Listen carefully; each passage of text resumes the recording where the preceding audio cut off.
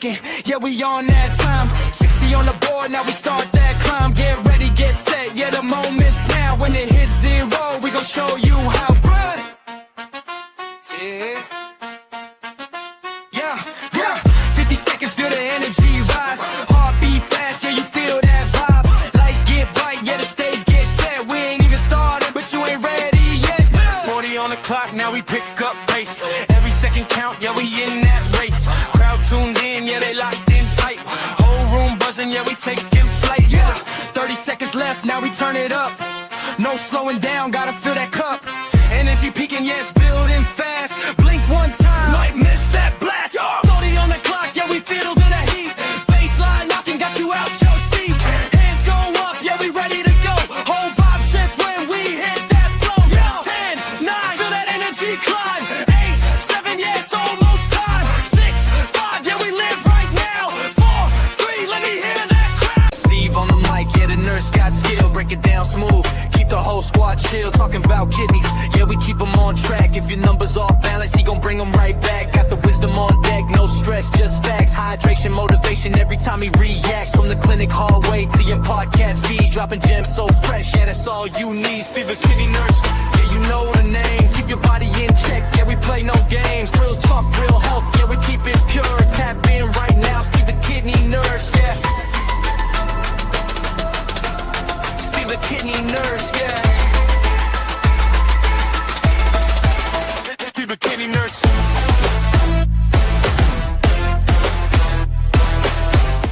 Yo, welcome back to Dialysis Life with Stevethekidneynurse. This is a place where we talk honestly about kidney disease, dialysis, transplant journeys, and the real lives behind the treatments.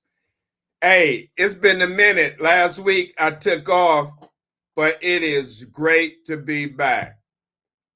Now, tonight's show, I have with me Jake, and I never got his last name, but I have Jake, who is 28 years old, from Mount Druitt, Australia. Now, right now, it's where my clock at. It's 10:08 a.m., Monday, August the 17th in Mount Druitt. So technically, Jake is in the future. He in the future. And we're in the past. If you want to think about it like that. But check this out. Jake has been on dialysis for the last 6.5 years. He spent 6 years on peritoneal dialysis. And after that failed, Jake transitioned to hemodialysis. Now Jake is waiting for a kidney transplant. Jake has a big story, and I'm really grateful he's here to share with us today. Seriously, he reached out to me, and I am so grateful. But before we bring Jake on, let me go over our medical disclaimer. You know, we always got to do that because we don't want people thinking we giving medical information.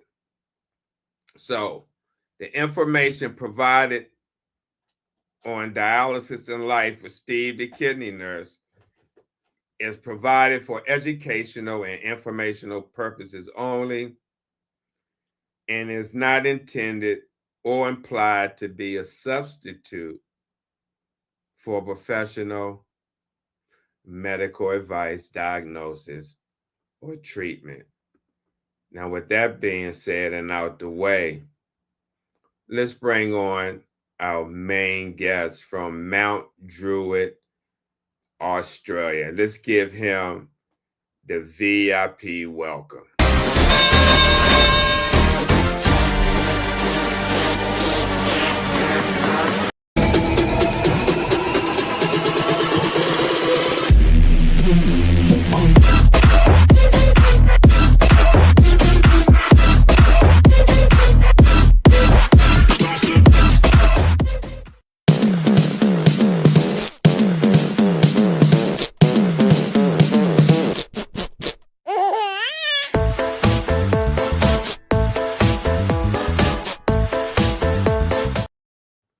Jake, welcome to Hey, the podcast. how are you, Steve? All right, how you doing, mate? Hey, bro, I can't hear you, eh? Can you hear me? Yeah, I can't hear you. Wait a minute. I can hear you. Click off and click back on. Yeah, Hold I tight. can't. Can you hear me now? Nah, I can't hear. Okay, sign off and sign back on.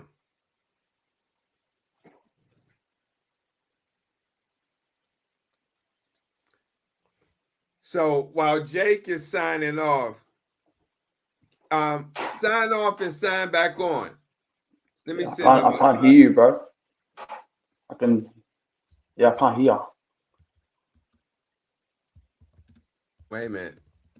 Yeah, I can hear you a little bit now, but it's not loud. Look at your notes. I sent you a message. Oh, okay. Yeah, wait there. I'll come back.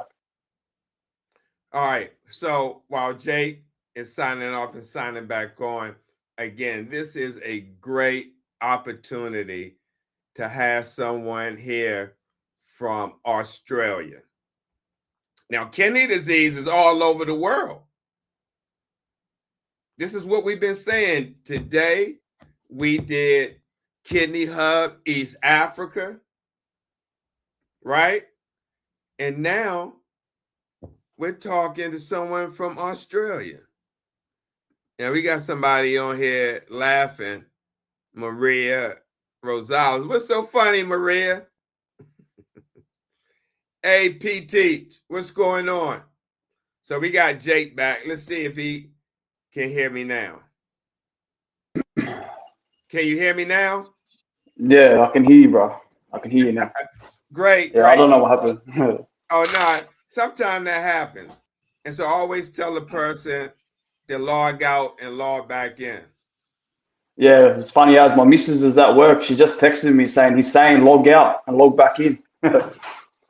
Oh, that may have what happened. If she texted you before that, it could have caused that for you not to hear me. Is the missus name Maria Rosales? Nah, bro. Her name's Kalisha, brother. That's not Oh, my miss. That's not my missus, bro. okay. No. Only reason I asked, there's somebody on here that's laughing named Maria Rosales. So, but how you doing today, Shit. man? Bro, I'm pretty good, eh? How are you, bro? You good? Yeah, I'm good. I was looking forward to this. So to start off, Jake, because I see you on TikTok, and I'm hearing some thunder. So, and I see you on TikTok, and we communicated there. But can you tell us a little bit about yourself and what life looks like for you right now? Yeah, sure, bro. So, my name's Jake. I'm from Australia. I'm 28 years old. So at the moment, I'm dialyzing at the centre via my arm. So I do 5 hours, 3 days a week. Before that, I was on PD dialysis for just over 6 years, and I recently failed. So um, I ended up in hospital and whatnot. But like I'm a lot better now. I've been doing hemo for about 3 months. So yeah, that's I guess a little rundown of what's happening with So, me at the moment. so Jake, what were you doing before dialysis came in your life? Like I said, you 28 years old, you're young. Mm. Before kidney disease came into your life, what was a normal day like for Jake? What did you do? Was you working? Were you a student? What were you doing? Yeah, so pretty much, bro. I'll be brutally honest with you. I'm an ex-drug addict. I was drug abusing a lot growing up through my teens into my adulthood too. Um, Alcohol, drugs, and played a big part in my life growing up from the ages like 14 to like 22. So yeah, I'm working in that on the side, doing other things to make money and stuff. I was really against the system. When I say that, like I didn't care what the doctors were saying to me. I just used to tell them what to do themselves. Basically, told them to get stuffed. But yeah, that's what I was doing before dialysis, bro. Just abusing drugs, drinking So, up, going partying and stuff. You know. right. Yeah. So let me ask you, are you clean and sober today? Yeah, bro. Like it's been about around 6, nearly 7 years since I took drugs last. I have had times where I have smoked a little bit of marijuana over the last 6 years. Sure, I'm sure. not gonna lie, like one-off things and that. These days, like I do have a drink, but it's not like maybe once a month have a glass of wine or something, or and a cigarette. You know, like I'm not gonna lie, I'm not gonna say I'm a saint, you know, but like Yeah, I get it. Hey, yeah. DJ, let me share. We all have a past. I've been down that road too, believe it or not. I've been down that same road. And over here, we have programs, something called NA, Narcotics Anonymous, or AA, Mm. Alcoholics Anonymous, programs for people who deal with that can, fellowship with other people and staying clean and sober who Yeah. I deal with. So, hey, we all have a past, man. So I appreciate you, sharing that, with us, just to let people know this disease, man, affects every part, different people in every part of their life, man. So, Yeah, bro. perfect people here when it comes to this. So let me ask you, when people hear dialysis, what do you wish they really understood about the day-to-day reality of it? Look, I wouldn't like for me personally, I feel like the emotional side of it, bro. Like so like 1 minute I could be like, I feel on top of the world, bro. Like I'm gonna go do this, I'm gonna go help this person and do this. And then after dialysis, I'm absolutely in a different headspace. Like I don't want to go do this or I don't want to go do that because like the emotions and the energy and like trying to explain that to somebody, you get what I mean? Yeah, Like I absolutely. know I was like this before, like probably 5 or 6 hours ago. I was saying, yeah, I'll come help you do this, or I'll come hang out with you. And then after dialysis, my complete demeanor changes, bro. You know, and like, look, shout out to my Mrs. Kalisha Elwood, my amazing partner. She's watching this right now. She understands me and she gets it. When I start explaining to her, she looks at me and she says, what explaining? You know what I mean? I already know. But yeah, like I guess that for me, like the emotional side of dialysis, stuff like that. Mm-hmm. Yeah, like look, there's Google there, bro. Like if you don't, I'm not gonna sit here and explain to you what dialysis is. Go look it up on Google. You know what I mean? Yeah, no, I'm sure a lot of people know watching this what dialysis is. So it's Yeah, and no I'm just need. speaking. I'm speaking for people that I know. You know, like I've got a couple of boys, bro. Like one of them, bless him, he's watching this now. Shout out to Yohani lad, Titsy lad, one of the boys. He always still gets my liver and kidney mixed up, and we've been best mates for years. So he goes, "Oh, bro, have you got your new liver yet?" And I'm just looking at him. I'm like, "Bro, you know, it's a kidney, mate."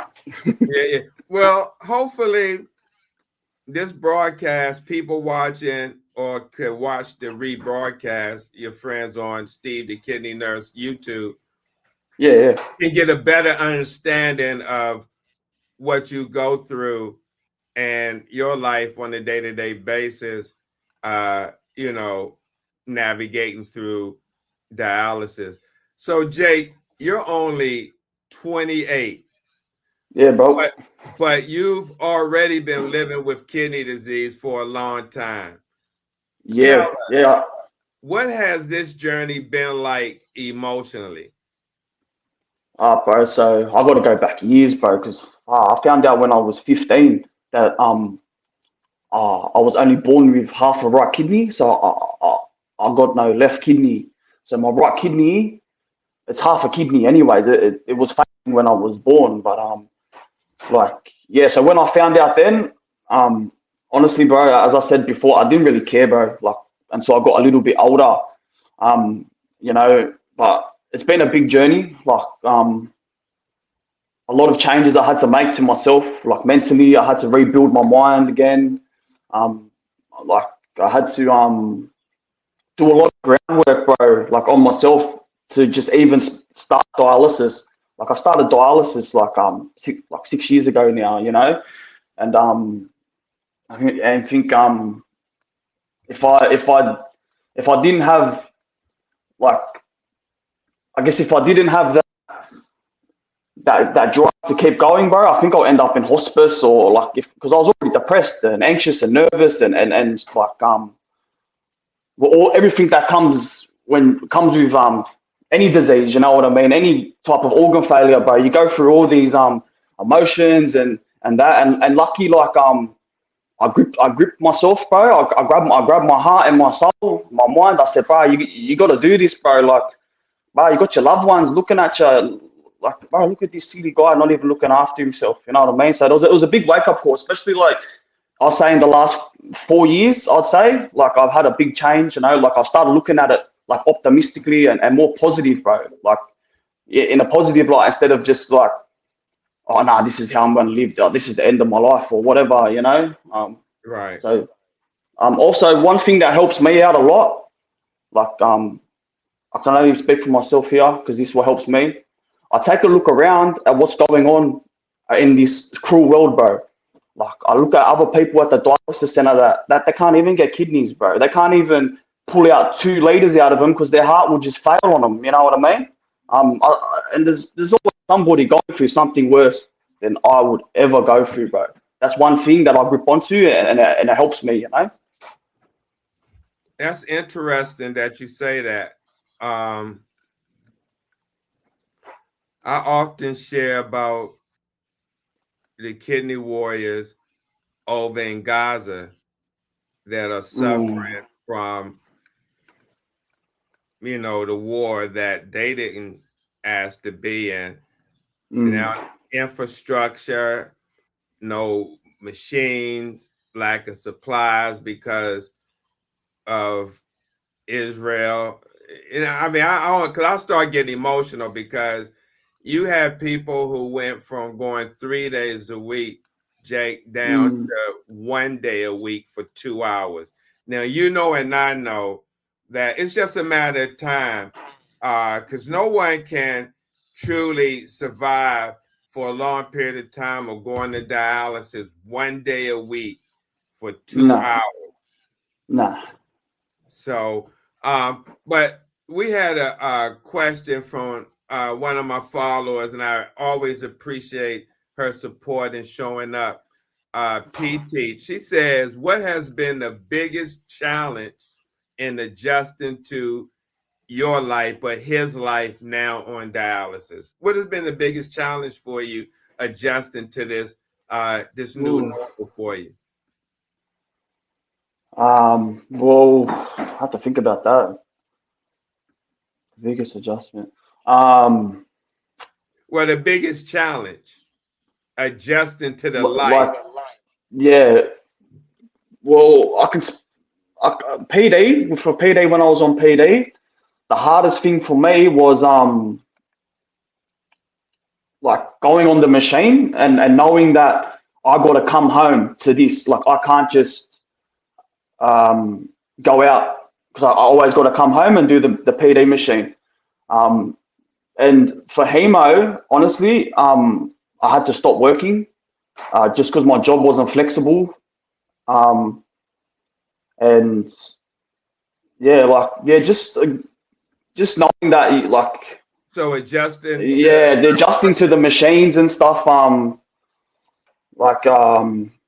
Yeah, for me that was pretty deep. Like it took me a while to get used to doing that. But yeah, like just knowing that like this machine's your lifeline, you know, a bit of a big adjustment like that. Yeah, and yeah, at the moment, stopping what I was doing for work was a big one too. Eating different too. Like bro, this fluid restriction is crazy. All the kidney dialysis patients, you know that, especially if you're on hemo, bro, you can't drink much fluid. So at the moment, I don't pass much urine. So I'm doing about 1.2 liters a day. Fluid restriction, that was a big change, and like the dieting too, big change. Like that was hard too, just adjusting to all that stuff. Like I've been on dialysis for 6 years. I'm struggling to stick to diets and stuff like that. You know what I mean? So let me ask you, you've been on dialysis 6 years. You said that a couple of times. Was there a moment where it really hit you like, wow, this is my life now? Oh man. I don't want to sound arrogant, but no, like it's for me, it was inevitable. You know, I saw this coming from a young age. Like my parents, they had me when they were very old. Like my dad was like 50, my mum was like 40. You know, and they were telling me they didn't know what it was, but they'd be saying, Jake, you need to look after your kidneys. You need to look after your kidneys. For my baby to like rest in peace, they weren't around long, but yeah, that's all I heard growing up from them was watch your kidneys, watch your kidneys, watch your kidneys. Little did I know what they meant when they were saying that, you know. And like, so yeah, I'm not trying to be like a tough guy, like, oh yeah, right. Yeah, like I already knew what was coming, you know, so I'm already prepared for it, bro. So when I found out when I was 15 years old, I'm gonna be on dialysis in the next 6-something years, I was already mentally prepared for it because that's all I heard growing up, you know, like not the dialysis, this and that, but more like my parents warning me about it, you know. So what did you have? Yeah. Do you have polycystic kidney disease? Man, honestly, I don't even know what it is, bro. But I was only born with a right kidney, and it's mal-rotated, and it's like not even a full kidney, bro. So your full kidney's like this. One's like half of my fist, upside down. Right. Yeah. It's got a funny name. I don't even know how to pronounce it, but right. You did mention that. Hey, Jay, let me ask you. Have the thought of doing home hemo have you ever entertained that thought of doing home hemo? You know what? This is a funny story. There's a hemodialysis nurse. She looks after all the home patients, and she's known me for a long time. Shout out to Blay from Blacktown Regional Dialysis Center. If you ever come across this video, you know she knows like best friends, you know. But she has been trying to get me to start hemodialysis. I got like when I was on PD, she was telling me, she goes, Jake, when you get on hemo, do it at home, But yeah, for me, it's running through my mind. But like, if I did start hemo at home, like my partner would probably have to stop working and like stuff like that. So like, look, it's a 50-50 for me. But at the moment, I'm still trying to get used to getting poked in the arm. I've only been poked in the arm twice. So like, yeah, I'll consider it, but I also want to just make sure everything's in place first before like, you know, going through it. Because my support network is, you know, it's really just like one person at the like moment, which is my partner, you know, like, so she would have to, it'll be a big change for her. She's always like keen for it, but yeah, like, look, it is what it is. The center's only about 5 minutes away from my house at the moment anyways. Oh, wow. Okay. Yeah. Not far. Nah, not at all. I could walk there in 10 minutes, 20 minutes. Wow. So, Jake, you did PD for 6 years before moving to hemo when it failed. Can you walk us through what that transition was like for you? You know what? It was one of the scariest days of my life. So I ended up in emergency. So before I went to emergency, I had an appointment with my nephrologist, and he just looked at me. I was, you know, if anyone, like people know when your PD is failing, it's failed. You pack on a lot of fluid weight. Your blood pressure is very high. You can't breathe. You're coughing. It's ugly. So, anyways, I ended up in emergency so they could put an emergency vas cath in my chest. And it was scary, bro, because I nearly died in hospital there. Lucky that they got the catheter in when they did and started dialyzing me, because I don't think I would have made it through the week still trying to do PD. For the transition, yeah, it was a good feeling, you know. Like I was like, far man, like I could have been gone, bro. You know, I might not have come out of this on the better side, you know. So it was actually a blessing, you know, for me. Kept me, you know, kept me around for my loved ones and that. But yeah, it was yeah, like it is what it is, you know. I don't really feel like it was. Yeah. The scariest thing was that I nearly died, you know. Getting a chest catheter in and made me feel a lot better. Yeah, like it's a blessing, you know. Always pay my respects to the dialysis team, and you know, there's amazing people in the whole community that are helping everyone around the world like live longer, you know, not for only themselves but their loved ones and that, you know.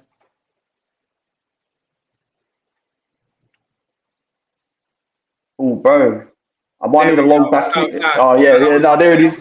my mic was on mute. What was the hardest part about leaving PD behind and starting again on hemo? The freedom, bro. When I was on PD, I had a lot more freedom.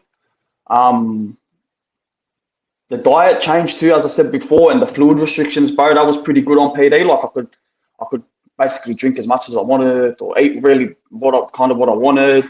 And the freedom, yeah, bro. Like I could go out through the whole day, then come home and just like, you know, do your PD. Yeah, bro. That was a big change. Like going from, you know, an overnight machine to like the hemodialysis machines, the freedom, bro. I'm sure. Yeah.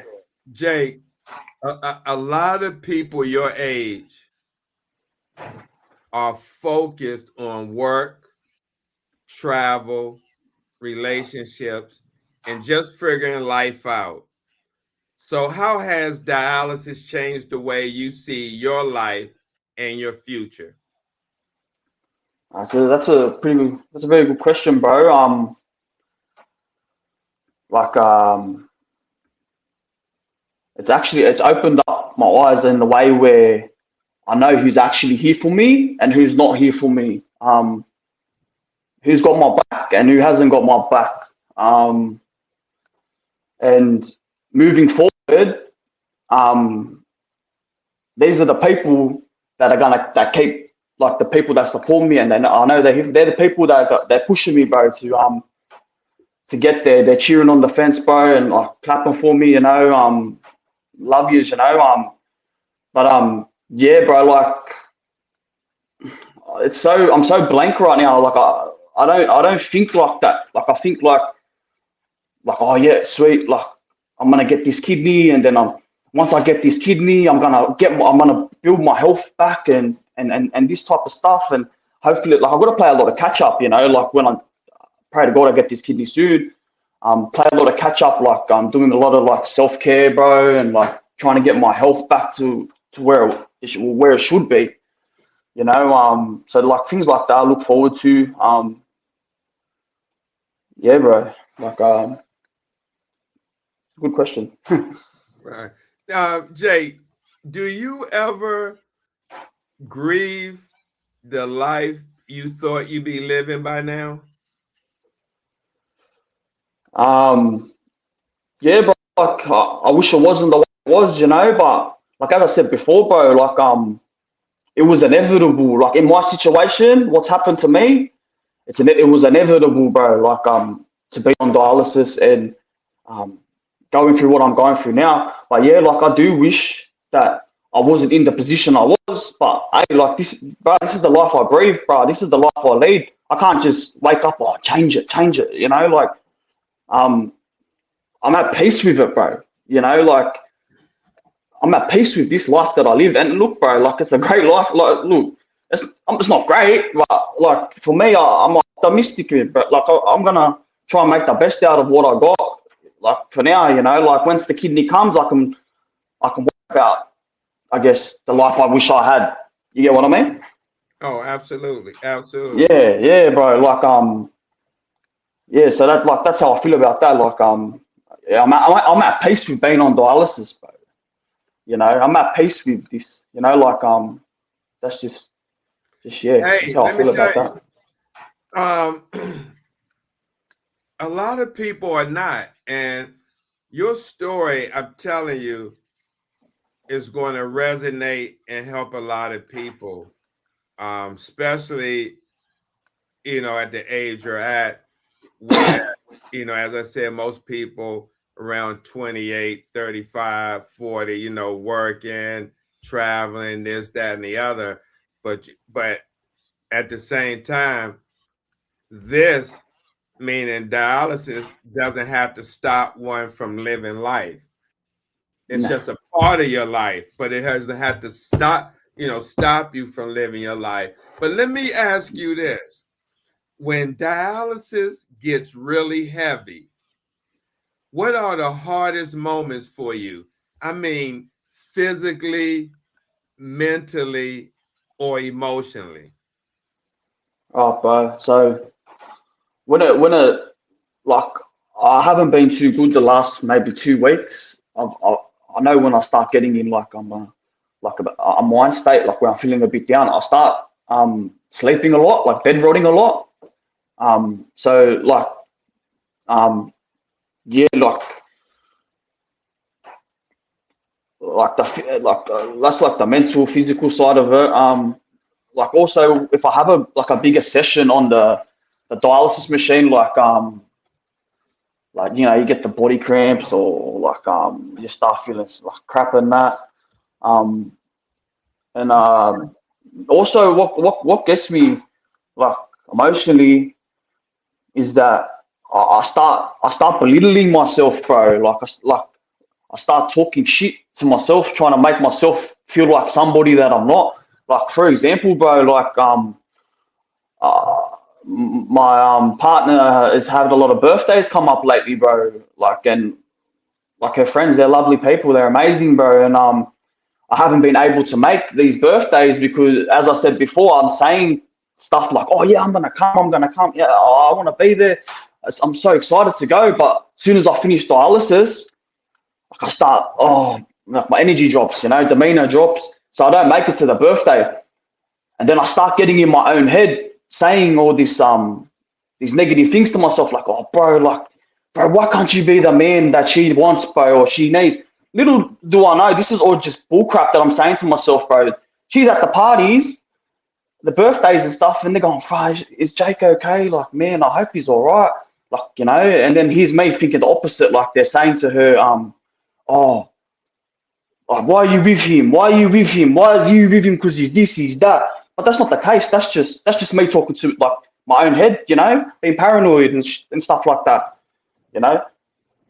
Like so, yeah, like that's some the stuff that goes through my head, and then but I always try and just narrow it down to bro, like you're talking that toxic garbage to yourself again, Jake, So yeah, so It's good that you that answers realize your that. question. Yeah. Yeah. Now, let me ask you, what does a really bad day looks like, and how do you get through it? Ooh. So like a real bad day for me um would be waking up and overthinking everything. Like when I say everything, like from my friendships, my um, relationships with my siblings, my family, um, people that I've had problems with in the past. Like I'm waking up like that, and when I'm a forgiving person, you know what I mean. And then when I feel like I'm questioning my forgiveness on all this like whatever like stuff that's running through my head, um, yeah, like that it just brings my whole energy down, bro. Like my whole mood. Like yeah, when I start questioning my like my morals and stuff, when I start going, "Oh, why did I forgive this person? They don't care. They would have pissed on me if I was on fire." But then I got to humble myself and be like, Right. calm down, Jake. Like it's all right. Like as long as you know that you forgive them and you're okay. Like don't worry about whatever they're doing. You know what I mean? Like yeah, I guess that's like for me that like yeah, the mental side of things for me it's real gets harsh. It gets horrible. But the physical side of me it's okay. Like I'm I feel tired, get a bit sore now and then. But yeah, the mental side for me, it gets wild sometimes, bro. You know. Right. Yeah. Jake, has there been times when you felt angry about all of this, angry at your body, angry at the situation, or just angry at life? Bro, yeah, bro. Like it happens quite often, bro. You know, like but yeah, as I said before, I always just try and humble myself and bring myself down, bro, like to a level where I'm comfortable with, instead of like just trying to find something to be angry at, you know? So let me ask you, I know you shared with us about your past, use of alcohol and drugs. So Mm. now what do you do with those feelings that you deal with when they come up now? So like, is that like wanting to go take drugs again, or is that like the No, question I'm that just they're trying to ask? asking you, I know that's part of your past. And Yeah, for yeah. many people, sometimes they use, alcohol and Oh, drugs. yeah, I get you. Yeah, yeah. I'll be honest with you, bro. The drugs, no, bro. When I think about drugs or anything, I feel putrid, bro. I feel like a dog. Like in Australia, if someone's calling you a dog, it's not a nice word. But the shit I used to get up to when I was on drugs, bro, it was putrid. Like I used to steal off my dying mother, bro. You know, I used to go into her wallet, take her money to go get drugs, bro. Or like just used to steal, pinch off people, bro, that loved me and cared about me. But like yeah, I feel putrid when I think about drugs, bro. Like wanting to like, even I get real anxious and nervous in a way where like, oh, I'm not anxious to have it, or like I'm wanting it. It's more like I start thinking like how I used to be when I was on it, when I used to take drugs, you know. With the alcohol, look, man, as I said before, have a glass of wine like once a month or something. It's all right. I like the wine, you know, have a glass of wine here and there. But yeah, but when it comes to the drugs, bro, it's like a big no-no for me, bro. It's a lot of it was a traumatic time in my life, bro. So yeah, when I think about that, it's a big turn off, bro. Like like yeah, it's just I get disgusted with myself, you know, like Are you on as I the said, bro, it's transplant traumatic. list? Yeah, bro. Yeah, man. I've been on it for a while now. About yes, ever since I've been on dialysis. Had a story of that. I have been suspended from it. I think once, and it took me in Australia just to get back onto the list. It took me 18 weeks for them to reinstate me. And how I got taken off the list. This was back in 2024. All it took was I had one joint, like smoke some marijuana, Right. Yeah. and then it come up in my blood. It come up in my blood 2 weeks later, and they took me straight off. They suspended me, and they said, "Look, you got 18 weeks to get yourself clean, or whatever you need to do. We're going to test you again." And I was trying to, I was saying, "Look, it was like a one-off thing. Look, I understand, like you have a process and that." And then, yeah, they reinstated me, and yeah, like I haven't been taken off it since. The I'm really high actually on the transplant list. I think I'm in like the top 4 or something at the moment. But at the Right. moment they're worried about my heart. So because it's pretty traumatic, bro. On your body, it's a big toll on your body going from failing PD to hemodialysis real quick. And yeah, so my heart, the echocardiogram. I've done an echocardiogram 2 years ago. You do them every 2 years here in Australia, and so last year's one, it was good. This year, I done it a couple of weeks ago. My heart function's dropped, but it's still okay. They still haven't sent me to the cardiologist yet or anything, but they want me to do a repeat test in 3 months. So I'm still on the transplant list, but if it comes back in 3 months that my heart function has dropped again, I have to go see a cardiologist so they can make the heart stronger. Got you. Got you. Now, Yeah. Jake, you mentioned you have a big story to share with the community. What part of your journey feels most important for people to hear? Um, look, bro, look, like I didn't have the best upbringing. I've been through a lot of shit. You know, I'm not trying to like say, oh, I've done like I'm the worst that's gone through this and that. But look, man, what I've been through, bro, and I still try and see the good in life and the good in people.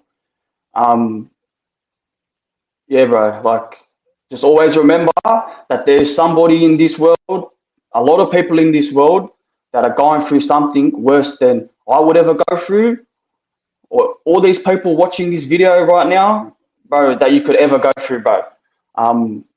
And look, I know that's gonna brush some people the wrong way, but hey, like it's the truth, you know. Like you can either like sit there and wallow out and be sad. Look, it's okay to be sad. It's a natural human emotion, you know. But like, look, man, there's always light at the end of the tunnel, bro. And when you realize that, bro, you go for that. You're gonna have your days where you don't want to do it. You don't want to do it, but you got to do it. You know, if you don't want to do it, well, that's on you, bro. You know, but like from my story, man, look, I was a junkie on the street, bro. Junkie on the street, stealing off people to get drugs, bro. You know, and it's funny because that's not what caused my kidney failure. Like it was gonna happen anyways. You know, and now I look back on how I was to where I am now, bro. I've changed so much, man. Like I've changed so much for the good, man. Like in a positive way, you know. Like I remember back in the days, like it was hard for me to realize that I'm the problem. I'm the one with the problem, you know. Now that I realize a couple of years back that, like, bro, you got a problem, bro. Like, why are you trying to blame everyone else for your problems? Yeah, that helped me out a lot. But yeah, man, like as I said before, bro, I was a junkie on the street, bro. Was looking at either death or just in jail, bro. You know, and I'll turn my life around. So like, I really hope like this hits someone, like someone, or touches someone, helps someone, bro. You know, they're going through like similar stuff. I know there's a lot of young kidney patients out there that are going through similar stuff. You know, just know, bro, you're not alone. Like there's a big community out here. You know, like I've just found this community. Like I wish I found this community years ago. I've only found this community maybe like a year ago, 2 years ago. You know. Wow. But yeah, bro. Like yeah, bro. Like I pay homage, bro. So much respect to myself, bro. Like and I remember when I would try and like say nice things about myself, it wouldn't work. You know, I just sit there, oh, you're all shit, Jake. You're all shit. You know, but like now, bro, when I say good things about myself, bro, I know, like, man, it feels good to say it, like me saying good things about myself. You know, I think that's a start. You know, bro, you got to love yourself. You know, if you're not loving yourself, bro, how can you love the person next to you? Right. You know what I mean? Yeah. Wow. Yeah. That's it, man. Like, this is the life I lead. This is the life I live. This is the life I breathe. I'm at peace with it. Whatever happens. It comes my way. I cop it on the chin, and yeah, bro, just pick the ball up and keep moving forward. You know, I have days where I step back, but I come back even harder. You know what I mean? Yeah, absolutely. Hey, man, I just want to say, I know we just met, and you know, I really thank you for being honest and frank with your story. And I want to say I'm proud of you. You know, I don't know what your life was like in Australia. I know there's some tough places. I heard of some places like Wales and other places over there that, you know, they're really bad when it comes to the addiction problem. So I can't imagine what your life was like on the streets of Australia dealing with that, man. But it's like normal, bro. It's normal around here, you know. I'm sorry. It's normal around here, bro. Like especially where I'm from. Like, bro, you got like two paths, bro. You're either gonna, you know, or well, let's say three paths, bro. You're either gonna make it in rugby league, you know, become a football player, or you're gonna get a job in a trade, like an apprenticeship, or like, you know, do something good with your life, or you're just gonna go down left, bro, and start selling drugs, become a gang member. Like shout out to Mount Druitt Boxing too, bro. Check them out, lad. They're helping the youth around here, bro. Yeah, bro. They're helping the youth around here. Yeah, bro. Shout out also, Rods. They're helping the youth around here, bro, to get off the street. You know what I mean? But yeah, I just said, bro, they're the free paths around here, bro. You're either gonna, you know, become a rugby league player, or you're either gonna get a trade and, you know, build a business, or you're just gonna end up as drug dealer, bro, or worse, dead, bro. That's the reality of living, like, around here, you know. Wow. Let me ask you, Jake. Is there something you lived through that changed you forever? Something I lived through that changed me forever. There's something that, right? I'm sorry. Is there something that you lived through that changed you forever? Is there a situation that you lived through that changed you forever? Yeah, bro. Look, so like this is pretty deep, bro. I tried to commit suicide back in 2019, and I was looking at my mum's portrait, and I was gonna go through it. I was very high on drugs. I went to go through with it, and I don't know, something just snapped in me, bro. Like, what you doing? And I guess, yeah, like, bro, that changed my life because I'm here now, bro. You know what I mean? So yeah, like that changed my life. Wow. Yeah, bro. So yeah, that changed my life, bro. Because yeah, man, like I was gonna do it, but I didn't do it. And yeah, I've never looked back since then, bro. So it was all happened around the same time. Like I remember I went to do that. I woke up the next day, I just kept taking drugs, whatever. And then yeah, after that, I just slowly started like getting off drugs and like rebuilding myself, you know. And it took a long time, not gonna lie. Like it didn't happen overnight. Like I still have like times now where like my brain would just it would like it's the effects from all the drugs I used to take, bro. Like yeah, might just have a brain snap or like wipe, you know, like I'm just blank, you know, stuff like that. Yeah, that's from taking drugs back in the days. Yeah, so yeah, that what I just said to you, bro, real shit, bro, real shit. Like I went to go do it. I wasn't strong enough, or I should say strong enough. Like I shouldn't say that, but like yeah, bro. I feel like God had better plans for me, bro. You know, and I prayed, bro. Like and look, I'm still trying to find my religion and that, like what I am religiously. But I remember that day, bro. I got on my hands and knees and I prayed, and I think I remember I said something along the lines of like, I feel dirty. You know, this is a dirty feeling, and I look at where I'm at now, like mentally, physically, bro. Like God's out there, bro. You know, like I prayed, I got on my hands and knees and begged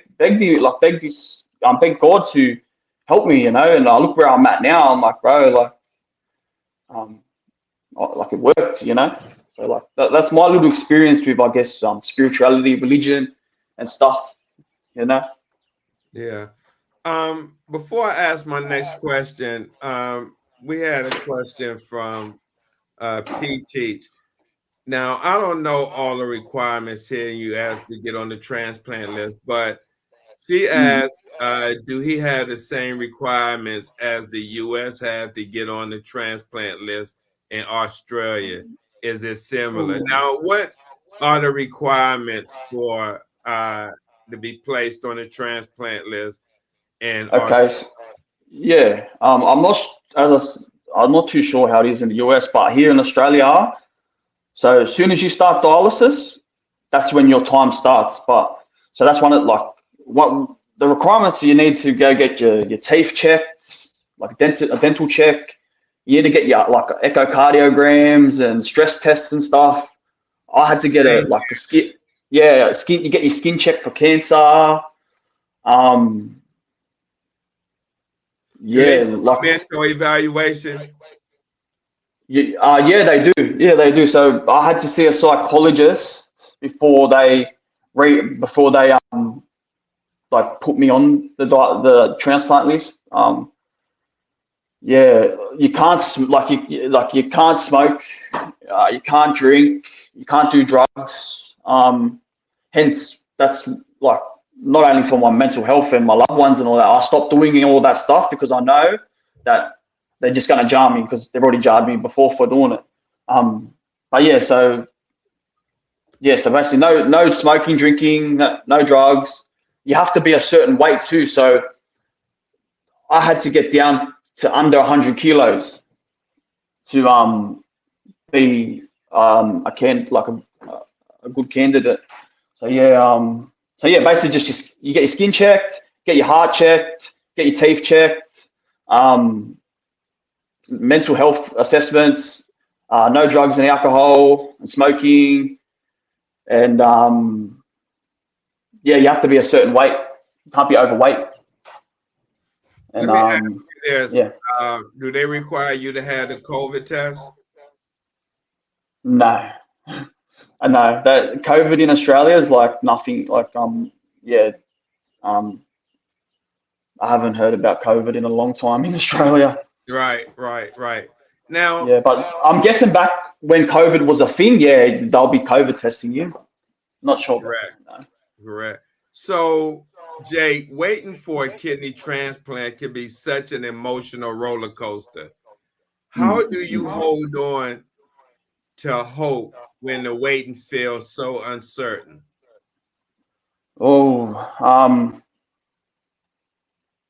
So I look at it as right now I'm stable.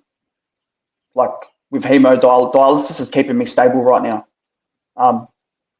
When it comes to waiting for the kidney transplant, I look at the community that are getting transplants, like in the community who are getting transplants, that have got transplants. That's a big that inspires me, like, oh yeah, sweet. Like if this guy's got it, oh man, I'm gonna get one, Or if this lady's got one, yeah, I'm gonna get one. But yeah, right now, the TikTok community for me is like the dialysis TikTok community for me is a big big spot in my heart, like my soul, like it resonates with me a lot. So yeah, as I said before, hemodialysis has got me stable. So yeah, if that's not working and I couldn't get access to that, maybe I would break down, bro. But right now things are like it's okay, you know what I mean? The kidney will come when it comes, Yeah. So what does hope look like for you on the harder days? Sorry? What does hope look like for you on the harder days? Bro, waking up, bro. Waking up. Straight up. Wake up, breathe the fresh air, bro. Go look at the birds, hear the birds chirping, bro. That's hope for me, bro. That's hope. When you look out my window right here, I'm talking to you right now. So just waking up. That's hope. Wow. Me. Yeah, bro. Just being able to look out my window, see the clouds, stuff like that. Yeah, that's hope. That's hope for me, bro. Wow, that's interesting. What's something about dialysis that people on the outside would never think about unless they had to live it?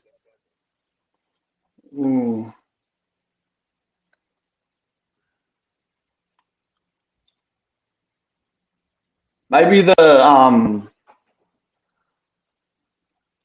sudden change in how you were living, going from not being hooked up to a machine, like filtering your blood, to needing a machine to filter your blood. Like your kidneys, they're working 24/7. What does the dialysis machine do? It does like 10% of what your kidneys doesn't it? Something like that. So yeah, so like I feel like that just the change in your life, especially for people that have, like for me, like it's different because I already expected it, but the brother over here that's just got kidney stage 5 and 4, whatever he's at, he's been living his life normal, like any other person. and then they have to, like, you know, let's say they you know, they have to go straight to dialysis. That'll be a big change for somebody that's just living normal, you know. So yeah, I feel like that, like, yeah, that's the answer to the question, bro, for me. Right. You know, just the change in your lifestyle, like for somebody else, you know, like just changing how you like living, you know. Yeah, I could definitely see that. I could definitely see that. Like that would be hard, you know. Like for me, it was as I said before, I was expected, you know, but like for the brother over here, that didn't know their kidneys were failing the whole time, and now they're on like that'll be traumatic as, bro. Mm-hmm. You know, that'll be so shit. Is there a small daily struggle that adds up over time and really wears on you? Yeah, bro. You know what, the energy, bro. You know, like like 1 minute I'll be fine, and then next minute I'm not, and then yeah, when I mean it's worn up on me. Like, so remember before how I was saying like the last 2 weeks I've been sleeping a lot more. Yeah, so like it's built up to the point where like my body's in a routine now to go to sleep. You get what I mean? Like during the day. So, and that's just from bed rotting, bro. You know, like before I started bed rotting, bro, I was walking probably 4 or 5 Ks every day. You know, I was full like determined, and then out of nowhere, my energy just dropped, and then I was like, oh, I'll have a little nap, eh? And then the next day I'm napping at the same time. The next day, and then now it's become like an unhealthy habit. You know what I mean? Right. Yeah. So like it's a new week. This week I'm gonna try and just try and sleep. Like go to sleep when I go to sleep tonight. The weather's so crap here at the moment. It's been thunderstorming and stuff. So like just gonna try and keep myself a bit more busy around the house and stuff. You know, because once my body gets into that routine again, like I'll pick up that routine, you know. But yeah, right now I'm in a bit of a unhealthy habit with like sleeping a lot during the day, and it's not because I'm tired, or yeah, it is because I'm tired, but it's more like just being a bit lazy, bro. You know. So yeah, that's what I'm going through at the moment. Being a bit lazy and stuff.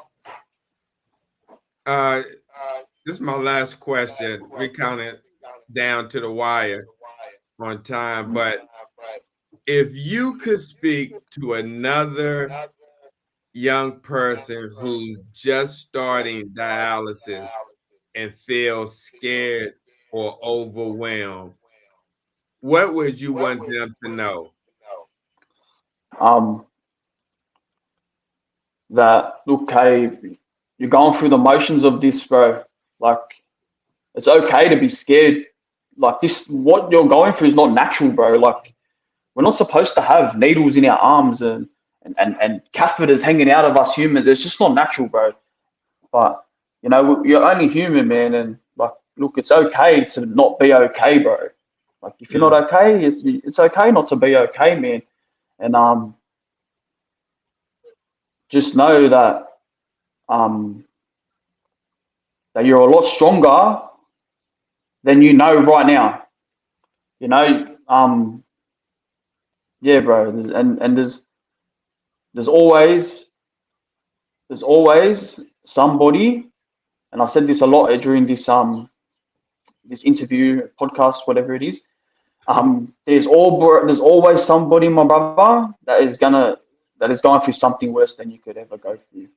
And look, I know for a younger person, they're either going to take it in or they're just going to look at you and not take it in. But I know when I was younger, I wish I had somebody in my life that just patted me on the back and was like, "Oh, hey, bro, it's okay not to be okay, bro. I'm here for you." You know, I didn't have that from, like, you know, I didn't have that, bro. I didn't have someone patting me on the back saying, "I'm here for you." You know, but yeah, for the young people out there that are going through what like we're going through, what I'm going through, what you're going through, if you want to reach out, find me, bro. CKD Warrior 682. My DN, my inbox is always open to anyone, bro. Just know that, yeah, as I said, it's okay not to be okay, and whenever you're feeling down and out, just try and find that light in your head, bro. Anything that makes you feel good, think about that. Think about that. You know, I know it's a lot easier to think about negative things, but please try and think of the positive things in your life. Like, you know, for me, for me personally, I look at my missus, you know, I look at my partner, I look at her and how strong she is, being with somebody like myself that's going through all this stuff, you know. But yeah, just look. Whatever I say is whatever I say. If you take it in, you take it in. If you don't, it's all good, you know. Like right. So Jake, you know, what helped you most in the early days when everything felt so uncertain? What helped you the most in those early days when everything felt so uncertain?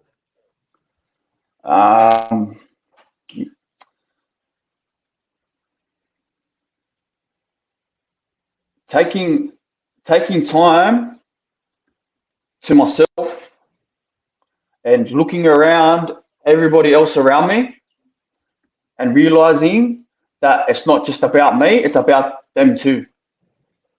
It's not just about me. It's about you, the people that love me and care about me too. And not being selfish, bro. Not just thinking that it's about me. Mm-hmm. It's about her too. It's about my brother-in-law over here. It's about my sister over here too. It's about this person, like people that love you, you know. Right. And yeah, that pulled me out of a lot of dark holes, bro. Just realizing that other people have love and care for you, and they have feelings too. You know, that was a big one for me. That's pulled me out of a lot of dark places, bro. Realizing that, man. Yeah. Sure. So Jake, as we come down to our final minutes of the broadcast, are there any final thoughts or shout outs you like to say before we end the broadcast? Look, I just want to make a big, amazing shout out to my partner, Kalisha Elwood. She sees me the worst. She sees me at my best. Yeah, man, a big shout out to you, babe. Thank you for being here for me the last 5 years. And you know what you have did. You have built the man that I am today. I would not be where I am if it wasn't for you, babe. Just know that I appreciate everything that you do for me. I appreciate you and your time. And I know that there is times where I know you feel like that I don't appreciate you, but just know that, man, I do. And I'm sorry that sometimes you feel like that. But yeah, like I look up to you, and you're amazing, and a lot more people in this life should inspire to be like you. Also, just want to shout out Steve, the kidney nurse. He's the man. Thank you for having me on your broadcast, bro. And shout out to Tony. She's watching this right now because I saw her podcast or her broadcast with you, and I was like, bro, I want part of that, bro. So, but yeah, also shout out to all the people that support me, that love me and care about me. You know who you are. I don't need to say names because you already know who you are. But yeah, bro, that's it. I hope my story and my journey it's reached someone that needs it. You know what I mean? This disease, it's a crap disease, man. Like I'm telling you. But yeah, we got this. You know, like I know we're gonna have our days where we're not feeling it, but hey, that's a part of the journey. But yeah, I just want to say thank you again, Steve, for having me on your broadcast, bro. It means a lot, man. Oh, absolutely, Jake. Mate, thank you so much for coming on today and sharing your story with us. I know these conversations can be really personal and at times really tough, but your honesty and your strength are going to mean a lot to so many people listening who are going through their own dialysis journey. Trust me, brother. And to everyone tuning in, thank you for being here with us on Dialysis and Life with Steve, the kidney nurse. I hope Thank Jake's you. story reminded you that even in the middle of dialysis, transplant waiting, uncertainty, and all the hard days, you are still here. You are still fighting, and your story still matters. Now, if this episode touched you, please share it with someone who needs a bit of hope today. And remember, no matter how heavy the journey gets, keep showing up, keep holding on, and keep believing that better days are ahead. Again, Exactly, bro. I am so grateful you were here, mate. And to everyone listening, thanks, man. thank you for being part of this community. Take care of yourself. Look after each other. And I'll see you on the next episode of Dialysis and Life with Steve, the kidney nurse. Jake, take it easy, man. God bless. You too, bro. God bless. Thanks for having me on here, bro. Yeah, you're always welcome to come back if you want to co-host or you know somebody want to share their story. Please reach out to me, man. My channels are always open to you. Sure, bro, man. Thanks for this your time too, bro. Take it easy. All right, you too, man. Have a great day. You in the You future. too, bro. Take care. See you soon. I'll see you soon. Okay. All right, take care, mate. Later, bro. All right. So that was a great conversation with Jake Ruby, 28-year-old kidney patient that was on PD for 6 years, now had to come back on to hemodialysis. He's waiting for a transplant. He has a positive attitude, and he's from Mount Druitt, Australia. So shout out to Australia, Mount Druitt. Thank you for watching. We appreciate you here. It's your boy, Steve, the kidney nurse, live from the nation's capital. I want to say Chocolate City. I can't say that no more. But from Washington, D.C., signing out. Peace and blessings. Steve on the mic, yeah, the nurse got skill, break it down smooth, keep the whole squad chill, talking about kidneys, yeah, we keep them on track. If your number's off balance, he gon' bring them right back. Got the wisdom on deck, no stress, just facts, hydration, motivation, every time he reacts. From the clinic hallway to your podcast feed, dropping gems so fresh, yeah, that's all you need. Steve, the kidney nurse, yeah, you know the name, keep your body in check, yeah, we play no games, real talk, real health, yeah, we keep it pure, tap in right now, Steve, the kidney nurse, yeah. The kidney nurse, yeah. The kidney nurse.